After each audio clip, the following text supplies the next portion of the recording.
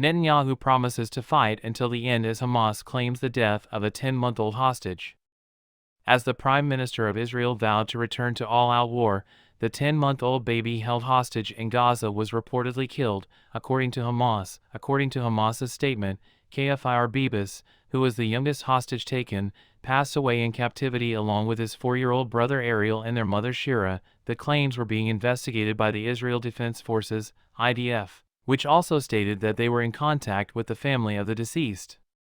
This phase of returning our abductees is exhausted, Israeli Prime Minister Benjamin Netanyahu stated in a video statement, addressing concerns that Israel might go back to war. Israel was urged by Joe Biden to exercise restraint on Wednesday. To persist in the current trajectory of terror, violence, murder, and conflict is to grant Hamas their desire, the President of the United States cautioned. That isn't doing it.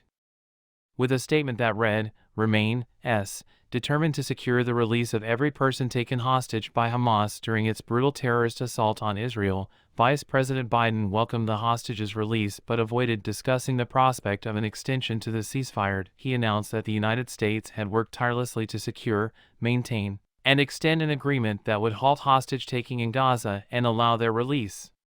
He went on to say that the agreement was now in its 6th day.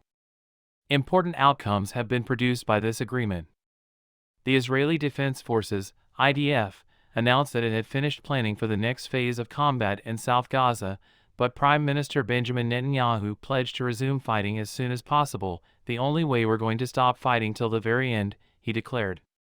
Everyone in the cabinet, the military, and the general public supports this policy of mine. In the 6th installment of the interim ceasefire agreement, the Israeli Defense Forces announced on Wednesday night that Hamas had released 4 Thai nationals and 10 Israeli hostages. Earlier on Wednesday, 2 individuals with dual Israeli-Russian citizenship were released. Reportedly, Qatari mediators expressed confidence in further swaps, so there was hope that the present truce could be extended.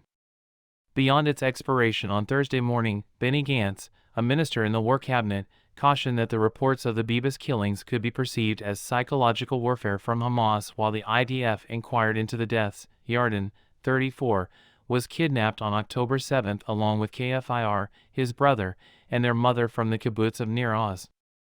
The family was reportedly transferred from Hamas to another terrorist organization, which is currently holding them in Khan Yunis, according to an Israeli Defense Forces spokesman who made the announcement on Tuesday. Israeli airstrikes killed the mother and children, according to Hamas, but the group has not provided proof.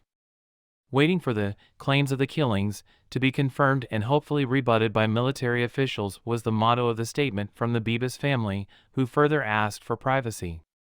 Hamas abducted them alive, Jimmy Miller, Shira Bibas's cousin, said. The safety of these individuals is entirely on Hamas. Their safe return to us is dependent on Hamas. It makes no difference to us if they gave them to another person or some other organization.